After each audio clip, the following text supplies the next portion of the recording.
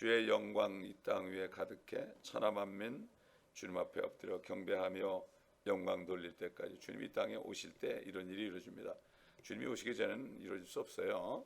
그렇기 때문에 이게 다 옛날 사람들이 이것도 1922년 1922년에 어떤 분이 만든 찬송인데,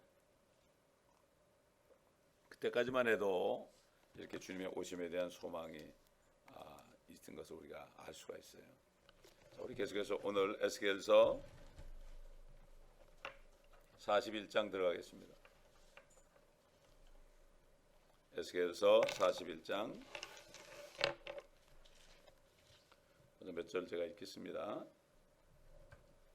그 후 그가 나를 성전으로 데려와서 기둥들을 재니 이 편 너비가 6규빗이요 저편 너비가 6규빗이라. 그것은 성막의 너비와 같더라. 문의 너비는 10규빗이며 문의 옆면은 이쪽이 5규빗이요 저쪽도 5규빗이더라. 그가 그 길이를 재니 40규빗이요 그 너비도 20규빗이더라. 그리고 나서 그가 안쪽으로 들어가서 문설주를 재니 2규빗이요 문은 6규빗이며 그 문의 너비는 7규빗이더라. 그리하여 그가 성전 앞에서 그 길이를 재니 20규빗이요 그 너비가 20규빗이더라. 그가 내게 말하기를 이것이 지성소라 하더라. 이제는 이렇게 보듯이 이 성전, 요게 성전이죠. 요게 제단이고요. 제단. 요 제단은 전체 성전의 딱 중간에 있습니다. 딱 중간에 있죠. 그리고 여기 보니까 그것은 성막의 너비와 같더라. 성막의 너비, 옛날 하나님께서 모세에게 하늘에 있는 그 모양대로 모형을 만들었죠. 그 성막입니다. 그 성막과 같더라. 이렇게 했죠. 결국은 이 성전이 회파되고 회파됐지만, 그러나 결국 주님이 오시면 이제는 영원한 성전이 됩니다. 그렇기 때문에 이것은 아무도 이건 회파할 수 없죠. 우리 다니엘서 2장 보겠습니다. 유대인들을 전도할 때 다니엘서 2장을 가지고 전도하는데 그들이 깜짝 놀라죠.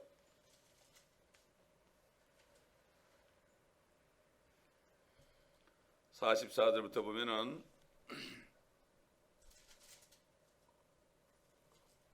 이들 왕들의 때에 하늘의 하나님께서 결코 멸망하지 않는 한 왕국을 세우시니 그 왕국은 다른 백성에게 넘겨지지 않을 것이요 도리어 그 왕국이 이 모든 왕국들을 쳐부수고 멸하여 영원히 설 것이니이다. 왕께서 사람의 손을 대지 않고 산에서 떨어져 나간 돌과 그 돌이 철과 놋과 진흙과 은과 금을, 다시 말해서 바벨론과 또 메데파사와 그리스와 로마와 또 지금 모든 나라들 은과 금을 산산조각을 내는 것을 보신 것은 위대하신 하나님께서 이후에 있을 일을 왕께 알게 하신 것이니 그 꿈은 분명하고 그 해석은 확실하나이다 하였더라. 느부갓네살 왕이 엎드려 다니엘에게 경배하고 그들로 예물과 향품을 그에게 바치도록 명령하더라. 왕이 다니엘에게 대답하여 말하기를 네가 이 은밀한 일을 나타낼 수 있음을 보니 너희의 하나님은 신들 중에 신이시요 왕들 중에 주시며 은밀한 일을 나타내시는 분이심이 분명하노라 하였더라. 지금 하나님의 천일왕국을 믿지 않는 사람은 옛날 그 적그리스도의 예표로 나타난 느부갓네살보다도 못한 거예요. 또 다리왕보다도 못한 거예요. 그렇기 때문에 요즘 세대가 얼마나 악한 세대인 것을 알 수가 있습니다. 하나님을 믿는다는 사람들도 믿지 않아요. 옛날 바리새인들이 예수님이 사람의 몸으로 오셨지만 믿지 않은 것처럼 똑같습니다. 지금 그때 초림한 예수를 안 믿는 거나 재림하실 예수를 안 믿는 거나 바로 그 사람들은 크리스찬들이 아니고 바리새인이나 사두개인이나 서기관들이지 이름만 바꿨을 뿐입니다. 그러므로 침례 요한도 그들을 책망했고 우리 주님도 그들을 아주 책망하면서 심판의 메시지를 줬죠. 그러니까 우리가 이 천년왕국에 세워질 이 성전은 바로 이 안에 주님의 보좌가 있고 통치자인 다윗의 보좌가 있는 것을 우리가 알아야 되고, 이것은 분명히 이 땅 지상에 이루어진다, 지구에 이루어진다는 사실을 우리가 분명히 알 수가 있습니다. 그래서 우리가 그 길이를 쭉 봤어요. 길이를 쭉 봤고 우리가 읽었으니까 이 읽은 것으로 충분하고, 그 다음에 이제 5절 보게 되면은 그 전에 벽이 나오죠. 두께가 6규빗입니다. 두께가 말이죠, 한 3.3m 정도 되는 거예요. 3m, 두께가 3m 정도 된다. 그리고 안벽의 내벽의 두께는 한 3m 정도 되고, 그 다음에 밖의 두께는 5규빗이다. 5규빗이다. 조금 적은 거죠. 근데 그 주위 사면에 방이 있다. 그렇죠? 방이 이렇게 쭉 있죠. 이렇게 쭉 돌아가면서 이 동쪽에는 없습니다. 방이 쭉 있죠. 방이 엄청나게 많습니다. 그래서 실질적으로 그 6절 보면은 겹방은 3층이며 겹방 위에 겹방이 있어 30개가 정해하더라. 그 방들은 사면에 겹방들을 향한 전의 벽 안으로 들어가 있으니 그것들이 단단히 붙어 있고 전의 벽에는 붙어 있지 않더라. 그러니까 결국 30개가 쫙 둘러 있단 말이죠. 30개가 쭉 둘러 있는데 나중에 가보면은 그게 3층으로 되어 있어요. 3층으로 되어 있으니까 몇 개입니까? 방이 90개입니다. 90개. 겹방 위에 겹방이 있다, 이렇게 얘기했죠. 3층으로 되었다, 이렇게 되어 있죠. 자, 그 다음에 전의 벽 안으로 들어가 있으니 그것들이 단단히 붙어 있다. 전의 벽, 이건 성전의 외벽을 얘기하죠. 2층과 3층의 바닥을 떠받치는 일종의 석가래들 같은 건데, 이건 우리가 우리 눈으로 확실히 상상할 수 없지만은 그렇게 알고 넘어가면 되죠.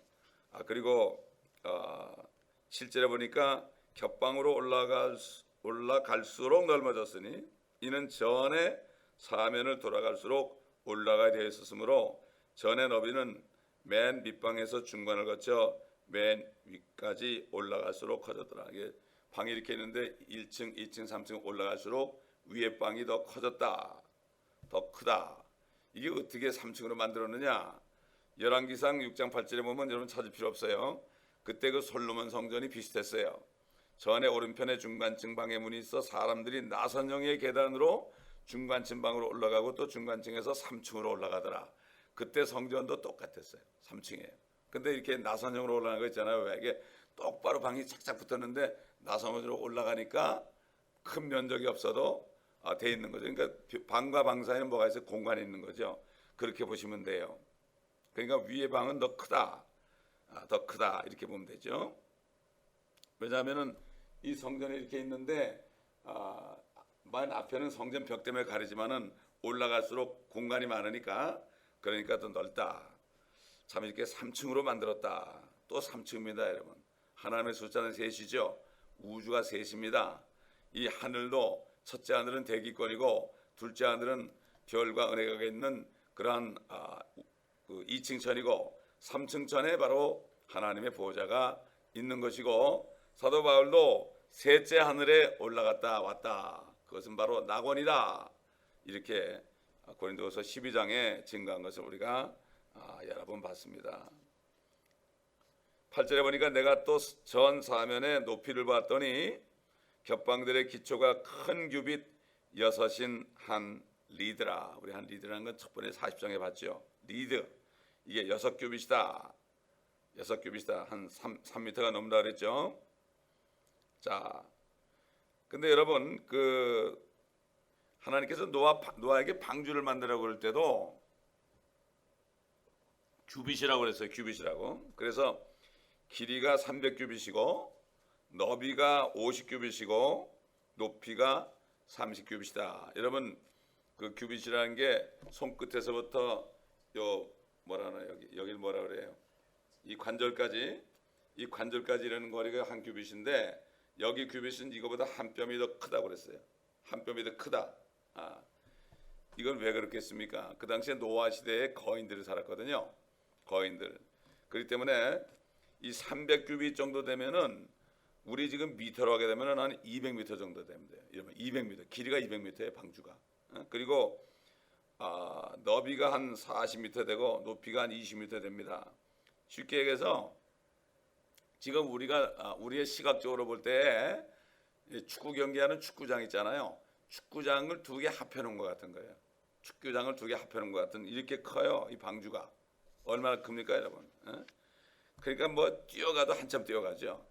그렇게 큰 방주를 만들었다 볼 수 있습니다. 9절에 보니까 바깥 겹방의 벽의 두께는 5규빗이요 안쪽에 있는 겹방들의 자리는 남겨두었더라. 남겨둔 자리가 이제 공간에 해당된다. 이 복도가 있다. 또 그것은 5규빗이다. 이렇게 11절 가면 나오는데, 자 우리 10절을 보게 되면 방들 사이는 20규빗의 너비로 성전 사면에 둘러 있더라. 이 방들 사이가 이렇게 간격을 두고 20규빗의 간격을 두고 떨어져 있다는 것을 알 수가 있습니다. 그리고 11절 보니까 겹방들의 문들은 남겨둔 자리로 향하였는데 문 하나는 북쪽으로 또 다른 문은 남쪽으로 향하였으며 남겨둔 자리의 너비는 5규빗으로 둘려 있더라. 그러니까 공간이 계속 확보되어 있다. 남겨둔 자리가 5규빗이다. 방과 방새에 공간이 있다. 모르겠어요. 소리가 안 들리게 하려고 하는지 하여튼 공간이 있다고 그랬습니다. 12절 가보니까 서쪽으로 향한 끝에 따로 떨어진 곳 앞에 있는 건물은 그 너비가 70규빗이며 그 건물의 벽은 빙 둘러서 두께가 5규빗이요 그 길이는 90규빗인지라. 여기 보게 되면은 이 서쪽에는 막혀 있죠, 그렇죠? 막혀 있어. 이 웨스트 빌딩 서쪽에는 막혀 있는데 여기를 얘기하는 거죠. 지금 서쪽에 얘기하는 거죠. 그래서 치수를 재니까 별관 같은 건데 동서 길이가 70규빗이요 또 길이가 90규빗이다. 이렇게 나타난 것을 볼 수가 있습니다. 그 다음에 13절 보게 되면은 그러므로 그가 전을 재었더니 길이가 100규빗이요 100규빗이면은 보통 한 어떻게 되겠습니까? 100규빗이면은 한 7, 80m 되는 거예요. 7, 80m. 따로 떨어진 곳과 그 건물은 벽을 포함해서 그 길이가 또 100규빗이더라. 이렇게 얘기했어요. 굉장히 길죠. 14절 보니까 또 전면과 동편을 향한 따로 떨어진 곳의 너비도 100규빗이다. 성전 앞 뜰의 너비가 100규빗이고 길이 또한 100규빗이. 그렇기 때문에 이게 정방향이죠. 완전 정방향이죠. 그렇죠? 정방향. 우리 새 예루살렘도 정방향이라고 성경에 나타나죠. 가로 세로 높이가 12,000 스타디온이죠. 1,500마일 정도 된다. 이렇게 말씀했죠. 하나님. 근데 이 성전은 솔로몬 성전은 금이 666달란트가 들어갔거든요. 금이 그렇게 많이 들어갔어요. 근데 여기서 천일왕국의 성전은 어떤 재질이 있는 건 얘기 안 하네. 아직까지. 지나가 봐야겠지만 아직까지 그런 얘기는 없지만 우리 새 예루살렘도 이 모든 너비와 두께가 다 있고 그 재료가 다 있잖아요. 길은 정금이고 그렇죠. 벽은 벽옥이고 이런 식으로 뭐 기초석은 12기초석이고 이렇게 있지만은 여기서는 아직 아마 틀림없이 엄청날 겁니다. 지금 예루살렘 성전이 지어질 곳에 뭐가 있습니까? 이슬람 모스크가 있거든요. 그 모스크가 보면은 위에 도움에 보면 황금색이 나죠. 그거 이제 없어집니다. 이제 거기다 주님이 세우실 거예요. 거기다가. 왜냐하면 이방인의 때가 끝날 때까지 예루살렘은 이방인들에게 짓밟히기 때문에 그 말씀대로 이루어진 거죠. 자, 15절 보니까 그가 그 뒤에 있는 바로 떨어진 곳을 향한 건물의 길이와 이편과 저편에 있는 난간들을 재니 안쪽 성전과 뜰의 현관을 포함해서 또 100규빗이더라. 이게 성전 본건물을 지칭하는지 분명치 않지만은 안쪽 성전과 뜰의 현관이라는 이 말을 볼 때 성전 건물을 말하는 것을 우리가 알 수가 있죠. 다 치수가 다 나옵니다. 이렇게. 자, 그 다음에 16절을 보세요. 16절. 문선주들과 좁은 창들과 문 너머 그 세 개의 층 둘레에 있는 난관들은 땅으로부터 창문까지 빙 둘러 나무판으로 입혔으며 창문들은 덮었더라. 아까도 성전 건물이 세 개의 층으로 되어 있다고 그랬죠. 우주가 세 하늘로 되어 있다고 그랬죠.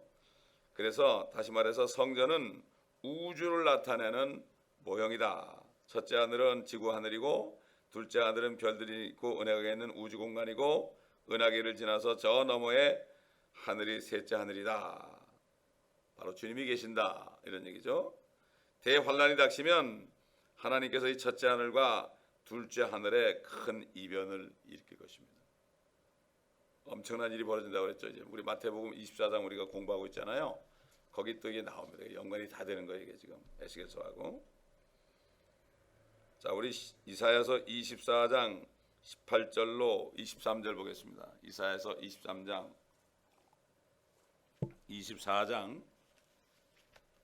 어떤 변화가, 첫째 하늘과 둘째 하늘에 어떤 변화가 일어나는가 이사야 선지자를 통해서 예언하셨습니다.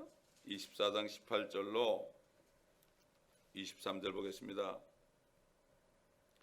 두려움의 소리로부터 도망친 자는 함정에 빠질 것이며 또 함정 가운데에서 올라온 자는 올무에 걸리리니 이는 높이 있는 창문들이 열리고 땅의 기초들이 흔들림이라. 땅이 완전히 헐리고 땅이 깨끗이 해체되며 땅이 심하게 움직였도다. 땅이 술 취한 사람같이 비틀거리며 오두막같이 흔들거리고 죄악이 그 위에 무겁게 되리니 그것이 떨어져서 다시 일어나지 못하리라. 그날에 주께서 높은 곳에 있는 높은 자들의 군대와 사단의 정사와 권세는 마귀의 군대죠. 땅 위에 있는 땅의 왕들을 벌하시리라. 그들은 죄수들이 함정에 모여진 같이 함께 모여져서 감옥 속에 갇힐 것이며 여러 날 후에 감찰받게 되리라. 여러 날 후가 언제입니까? 천연왕국이 끝나면 그때 백보자 심판에서 이제 심판받는 얘기죠. 만군의 주께서 시온산과 예루살렘에서 그리고 그의 장로들 앞에서 영광스럽게 통치하실 때, 이 천연왕국이 성전에서 보좌에 앉아서 영광스럽게 통치하실 때 그때 달이 치욕을 당하고 태양도 부끄러워하리라. 결국은 어떤 큰 변화가 천연왕국이 이루어졌을 때 큰 변화가 이룰 것을 여기에 말씀하고 있는 것이죠. 자, 18절 보겠습니다. 본문 18절. 그 나무판에는 그룹들과 종려나무가 새겨졌으며 한 종려나무가 그룹과 그룹 사이에 있고 그룹은 두 얼굴을 가졌으며, 그룹들이 이렇게 나무판에 조각이 되어 있다고 그랬죠. 그리고 종려나무가 그룹들 사이에 새겨져 있다. 달리 말하면 종려나무들 사이사이에 그룹들이 새겨져 있다, 이렇게 말할 수 있죠. 이 종려나무, 승리를 얘기하죠. 거룩한 장소임을 얘기하죠. 주님이 오신 것을 얘기하죠. 19절 가보니까 사람의 얼굴은 이쪽에 있는 종려나무를 향해 있고 젊은 사자의 얼굴은 저쪽 종려나무를 향해 있으며 그 나무판은 모든 전의 사면 둘레를 둘렀더라. 이 얼굴이 두 얼굴이에요. 하늘에 있는 얼굴은 내 얼굴인데 여기는 두 얼굴이에요. 하나는 사람의 얼굴이고 또 하나는 사자의 얼굴이다. 그래서 서로 반대편 종려나무를 향하고 있다, 이렇게 말씀하고 있고, 원래 그룹들은 독수리의 얼굴과 소의 얼굴이 있었죠. 그런데 여기서는 사람의 얼굴과 사자의 얼굴 두 개만 갖고 있는 것으로 나타나는데, 이것은 천연왕국을 통치하게 될 예수 그리스도를 일컬어 유다 지파 사자인 다윗의 뿔이다. 다윗의 뿔이라고 말씀한 것과 관련이 있죠. 주님은 유다 지파의 사자고 또 사람의 모습으로 오셨죠. 이것을 나타내는 거죠. 종려나무는 구약에서 의인을 얘기하기도 하고 또는 의에 비유하게 되죠. 그래서 시편 92편 12절 보면은 의인은 종려나무 같이 번성하며, 그래서 의인은 종려나무 같이 번성하며. 여러분 종려나무 보세요. 안 흔들리죠. 태풍이 불어도 그거는 휘긴 휘어도 절대 안 부러집니다. 뿌리가 보면은 꼭 금방 부러질 것 같은데 안 부러져요. 그렇죠? 얼마나 단단합니까 이게? 얼마나 높이 올라갑니까? 참 희한한 거예요. 이 종려나무는 이런 점에서 예수 그리스도를 예표하기도 하고 예수 그리스도를 믿는 성도들을 예표하기도 합니다. 주님께서 예루살렘에 입성하실 때는 많은 무리가 종려나무 가지를 손에 들고 호산나 부르면서 주님을 맞이했죠. 이것은 앞으로 주님이 재림하실 때 이 동편문으로 들어오실 것을 미리 얘기하는 거죠. 미리 그때 보여준 거예요. 근데 그 바리새인들은 몰랐어요. 저들이 너무 시끄럽다고 그랬죠. 그러니까 저들이 입을 닫으면 돌들이 소리질 것이다. 근데 바리새인들은 뭔지 몰랐어요. 이걸 보면서 주님이 이 땅에 오실 걸 몰랐단 말이죠. 오늘날도 보면은 부활절 전주가 종려주일이라고 그래요. 그러면서도 주님이 이 땅에 오실 때 진짜 종려나무 사이로 오시는 걸 또 모르는 거예요. 그때나 지금이나 똑같아요. 초림 때나 재림이나 똑같은 현상입니다, 여러분. 초림 때도 로마가 통치하고 있었고 재림 때도 로마가 통치하고 있죠. 지금 로만 가톨릭 아닙니까? 그대로다, 그대로 이루어져요. 그러니까 우리가 복음서를 보면서 그때 주님을 거역한 사람들의 모습을 보면서 우리가 이 세상을 바라볼 때 영들을 분별할 수 있는 것이죠. 자, 20절 보겠습니다. 20절. 땅에서부터 무늬까지는 그룹들과 종려나무가 새겨졌으며 성전의 벽 위에도 그러하더라. 나무판이 이렇게 땅으로부터 창문까지 둘러가지고 있고 벽에 딱 붙어 있다고 그랬습니다. 자, 이 조각이 돼 있다. 그래서 21절 보니까 성전의 기둥들은 네모졌고 성소의 면은 한쪽 모양이 다른 쪽 모양과 같더라. 이 성전의 기둥들은 현관에서 성소로 들어가는 문과 또 지성소로 들어가는 문의 문설주 역할을 하는 기둥들이라는 것을 여기서 우리가 알 수가 있습니다. 22절 보니까 나무 제단은 높이가 3규빗이고 그 길이가 2규빗이며 그 구석과 길이와 벽은 나무로 만들었더라. 그가 내게 말하기를 이것은 주 앞에 있는 상이라 하더라. 이 나무 제단은 성소 안에 있는 거죠. 성전 안뜰 중앙에 놓인 번제단과는 다릅니다. 번제단은 이게 노수로 되어 있지만은 이 안에 있는 상은 나무로 되어 있습니다. 옛날 성막에 그 있던 상은 아카시아 나무로 되어 있습니다. 전부 아카시아 나무야. 그리고 금으로 입혔었죠. 금으로 입혔었죠. 그 위에 그 진설병, 그 빵을 놨죠. 12개를 놨었죠. 23절, 24절 보면 성전과 성소에는 두 문이 있고 그 문들은 두 짝이 있으니 두 개 겹치는 문짝이며 이 문에도 두 짝이요 저 문에도 두 짝이더라. 성소에서 지성소로 들어가는 문이 있죠. 근데 보통 대문처럼 좌우 양쪽으로 열리는 두 짝의 대문이다. 그 한 짝이 또 둘로 접힐 수 있도록 된 문이고, 그러니까 문짝수로 말하면 한 대문의 문짝이 모두 네 짝인 것이다. 이게 접힌다 이렇게 돼 있어요. 옛날에 그 성소와 지성소 사이에는 휘장으로 돼 있었죠. 그 휘장은 더 이상 없죠. 주님의 육체가 갈라졌기 때문에. 25절 보니까 성전의 문들 위에는 그룹들과 종려나무들이 새겨져 있는데 마치 벽에 새겨진 것과 같더라. 바깥 현관의 전면 위에는 두꺼운 널판지가 있더라. 이 두꺼운 널판지는 일종의 디딤판 같은 거죠. 널판지가 있더라. 디디는 거죠. 발을 디디는 거. 그 다음에 26절 마지막 절 보니까 현관의 양면 이편과 저편에는 좁은 창문들과 종려나무들이 있고 전의 겹방들 위에는 두꺼운 널판지가 있더라. 이 현관의 양면에 좁은 창문들이 또 있다. 이것을 봐서 양쪽 현관은 벽으로 막혀 있는 게 분명하고 양쪽 벽면에 조각이 아닌 실제 종려나무들이 있다. 여기 지금 말씀하고 있죠. 겹방들 바닥 위에는 두꺼운 또 널판지가 깔려 있다. 자, 이렇게 오늘 41장을 하고 더 이상 안 나가겠습니다, 여러분. 더 이상 안 나가겠어요. 이제 또 내일 또 42장을 하겠습니다. 이게 42장 지나면 또 이제 또 하나님의 또 신비로운 말씀들이 또 전개됩니다. 그리고 이게 다 끝나게 되면은 이 말씀이 이 성전의 지수를 재고 다 끝나게 되면은 여기서 우리가 이게 실질적으로 세워질 성전이구나. 하는 것을 알게 되고, 거기에서 물이 나오는 것도 실질적으로 지상에 바로 세워지는 성전 밑에서 나온다. 왜 그렇습니까? 주님이 바로 생수의 근원 아닙니까? 그렇죠? 그렇기 때문에 주님께서 나를 믿는 자는 그 배에서 생수의 강이 흘러나리다 말씀한 것처럼 생수는 진짜 살아있는 물입니다. 여러분, 살아있는 물이 가게 되면 어떻게 돼요? 죽은 물이 살아납니다. 죽은 자가 먹으면 살아납니다. 이게 바로 생수예요. 이게 실제 일어나는 거예요. 물론 요즘에 성령 받은 사람들이 복음을 전하면 생수가 나와서 죽은 사람들이, 죽은 고기들이죠, 사람들이 살아나지만 이건 실질적으로 이 땅에 이루어지고 지금 영적으로도 이루어지겠다.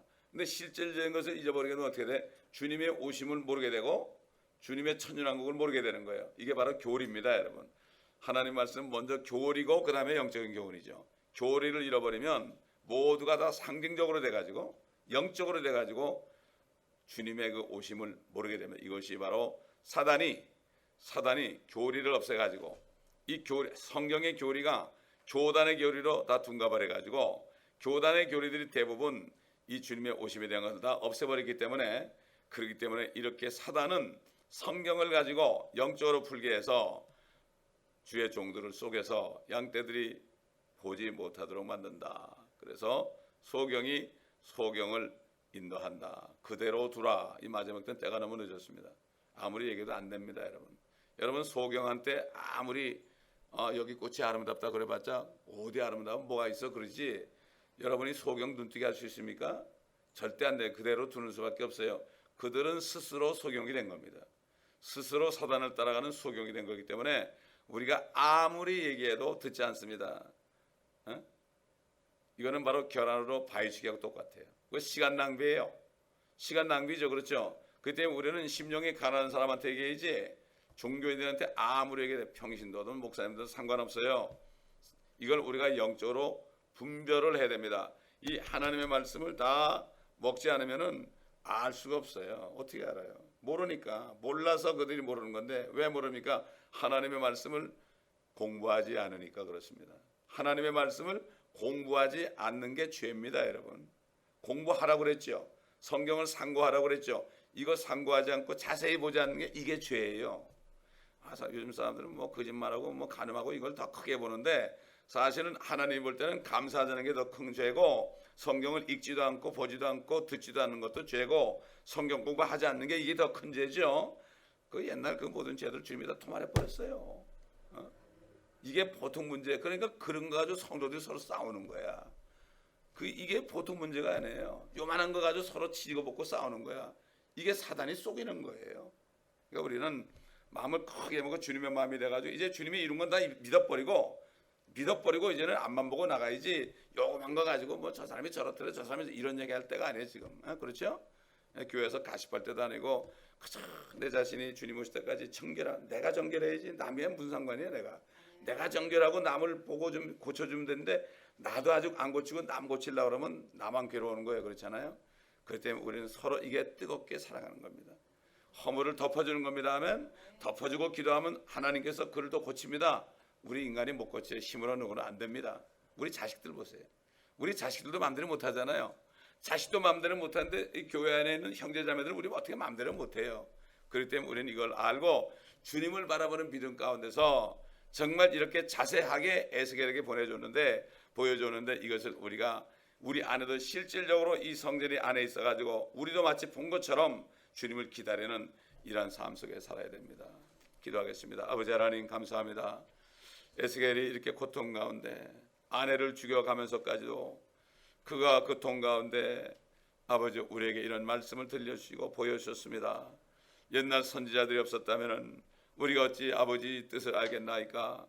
또 옛날에 사도들이 없었다면, 옛날 초대교회 성도들이 없었다면 우리가 어찌 하나님 말씀을 깨달을 수 있겠나이까? 또 이 말씀을 보존하기 위하여 죽임을 당했던 수많은 사람들이 없었다면 어찌 우리 앞에 한국말로 번역된 성경이 우리 앞에 있어서 마음껏 읽을 수 있고 마음껏 공부할 수 있겠나이까? 아버지, 저 이북이나 중국 같은 데서는 마음대로 성경 읽지도 못하고 보지도 못하고 성경 한 권을 얻기 위하여 아버지 하나님 저들이 저렇게 애타하는데, 이 미국에 사는 사람들은 너무나 성경이 많고 여러 가지가 많아 아버지 하나님 이것을 귀한 줄 모르고 삽니다. 이 교회 성도들 아버지 하나님 정말 하나님의 말씀 생명의 말씀을 귀하게 여기고 옛날 다윗처럼 꿀보다도 벌집보다도 더 단 말씀을 저들이 맛을 알 수 있도록 도와주시며 아버지 그래서 하나님의 말씀을 듣기를 좋아하며 배우기를 좋아하는 저들에게 도와주옵시기를 간절히 기도합니다. 그러므로 말씀이 선포될 때마다 오지 않고서는 배길 수 없는 이런 마음을 주시옵소서. 시간을 사서 얻으며 주님을 경배하며 말씀을 배우는 모두가 되게 도와주시옵소서. 감사드리며 우리 주 예수 그리스도의 이름으로 기도드립니다. 아멘. 우리가 주여 한번 기도할 때 우리 성도들 깨워주시고 이 말씀을 다 공부하는 저들 되게 하시옵소서. 저들이 공부하지 않는 죄를 범하지 않게 도와주옵소서. 우리 주여 한번 부르고 기도하겠습니다.